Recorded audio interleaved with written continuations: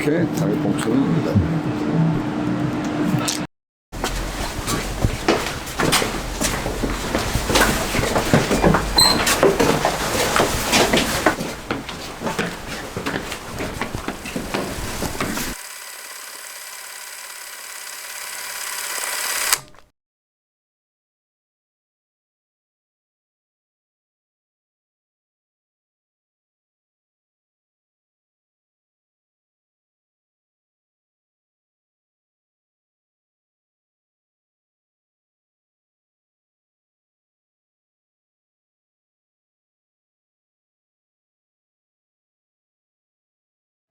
몽타주 디레탕트 분들에게 새해 인사를 전합니다. 영화감독 이명세입니다.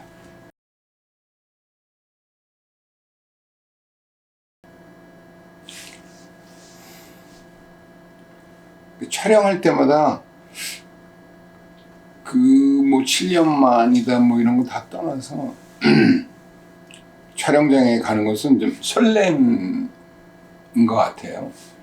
그러니까 결정된 것이 아무것도 없으니까, 물론 이제 시나리오가 있고 연기자가 있고 또 콘티를 짜서 어떤 촬영을 하겠다고 하지만 촬영 현장은 언제나 그 유동성이 있기 때문에 어떤 일이 어떻게 벌어질지 아무것도 모르는 것에 대한 두려움도 있고, 또한 그 두려움을 통해서 만나는 새로운 것들이 어떻게 될 수 있을까라는 기대가, 여러 가지 아주 복잡한 감정, 말하자면 이런 거, 데이트하러 가는 거랑 비슷해. 그동안 이제 소개팅을 했단 말이에요.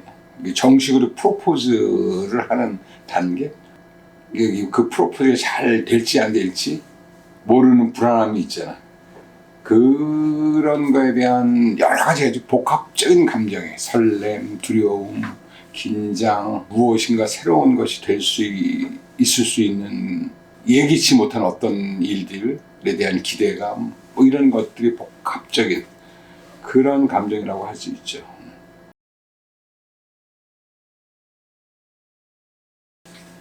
이 더 킬러스, 해밍의 더 킬러스는 첫 문장, 그 첫 한 두어 줄의 문장 속에서 이건 영화감이다, 이건 영화다 라고 느낀 게, 뭐 헬린의 식당에 2명의 남자가 들어왔고 식탁에 앉았을 때 창밖으로 가로등이 켜졌다. 조명과 바라는 공간과 분위기가 설정된 그 순간 이건 영화다. 2명의 어떤 정체 모를 2명의 남자, 서스펜스, 바깥에 막 저녁 무렵에 불이 켜졌을 때, 가로등에 불이 들어왔을 때 그 조명, 요 두 가지가 만들어내는 요 느낌이 너무 좋다. 그러니까 제 머릿속에 있었던 첫 이미지는 바로 그것이었었어요. 공간과 어떤 그 조명.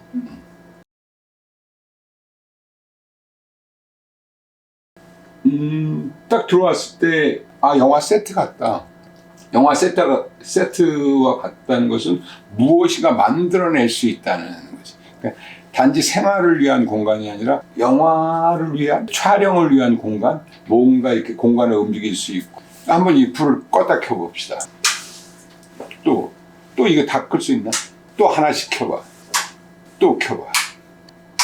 뭐 이렇게 바뀌어지는 거지.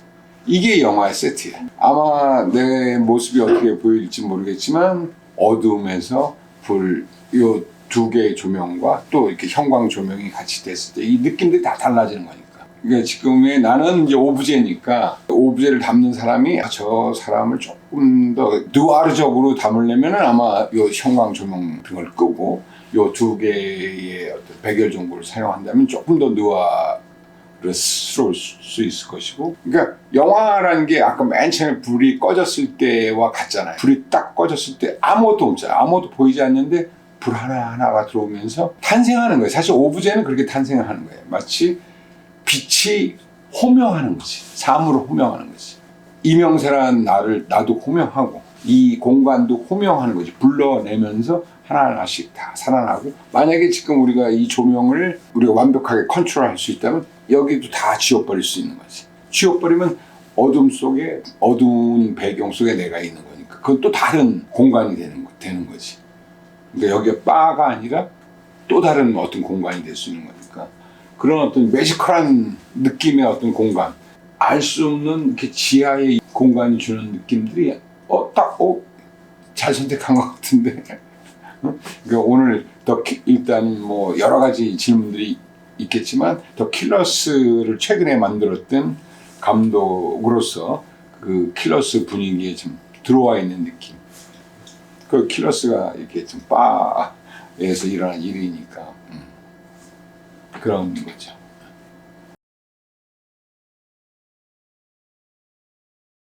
보들레르한 시인이 그 젊은 시인들, 시를 쓰고자 하는 청년들한테 준 짧은 얘기가 있어요. 시인이 되려면 24시간 시만 생각할 거. 화장실에 가서도 밥을 먹을 때 심지어는 애인의 품에서도 시를 생각할 거. 그게 시인인 것처럼 저도 그냥 24시간 어떤 공간에 들어오면 카메라의 눈으로 이렇게 보는 것 같아요. 그 이미지를 전체 우리 눈이 보여주는 게 180도라면 180도를 좁혀갖고 어떤 때는 망원 렌즈, 어떤 때는 전체 이미지는 광각 렌즈, 어떤 때는 매크로로 접사해서 또 보고 그런 어떤 것들이 그냥 생활화되어 있는 거죠. 예.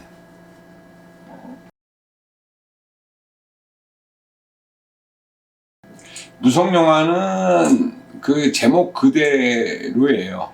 제목 그대로. 그러니까 두 가지 뜻이 있죠. 그러니까 우리가 지금 오늘날 지금도 수많은 영화들이 만들어지고 있지만 과연 영화가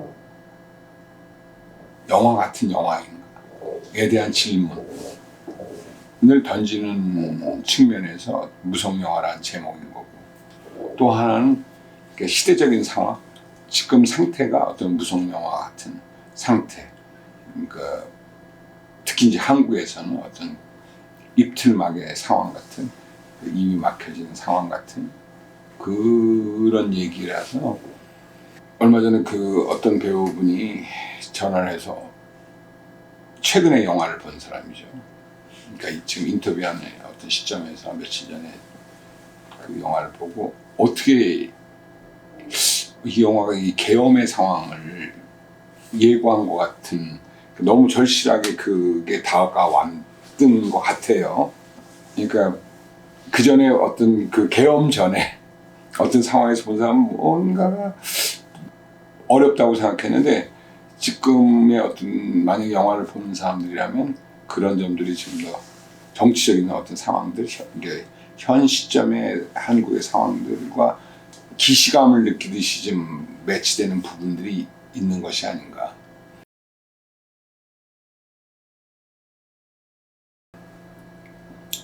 우리가 초심으로 돌아간다는 게 뭐냐면, 그 많은 작가들이 한테 초심으로 돌아가라고 하는 것은 왜 시를 쓰려고 했는가, 왜 소설을 쓰려고 했는가, 왜 그림을 그리려고 했는가, 왜 영화 감독이 되려고 했는가에 대한 질문. 그것은 똑같은 후에마이와 똑같아. 내가 누구지? 내가 지금 이 순간 여기 서 있는 게 어떤 것이지? 당대에 대한 질문과 똑같아. 그건 정체성의 문제 같아. 그 질문은 끊임없이 이어져야 되고, 근데 그 질문이 사라진 거지. 단지 산업이라는 어떻게 보면 경제라고 할 수 있는 먹는 문제 앞에서 그런 것들이 사라진 시점이 아닌가. 그러니까 레널드 폰 슈타인이 예술이라는 것이 전쟁을 멈추게 할 수도 없고, 예술이라는 게 먹을 걸 주지도 않지만, 예술은 우리한테 왜 필요한 것인가, 예술이 우리한테 주는 것은 무엇인가에 대한 어떤 얘기를 한 것처럼, 그것이 위로나 위안이든 그런 얘기처럼 아무것도 전쟁을 멈추게 하는 것도 아니고 빵도 아닌 것이, 그 명제는 사실 2000년 전에 어떤 사람이 했죠. 예수가 한 거예요. 사람이 빵만으로 살 것이 아니라. 그 질문을 해야만 되는 것이 아닌가. 그것이 한국 영화가 됐든 무슨 예술이 됐든 간에 그 본래의 어떤 취지나 목적이 사라진 거죠.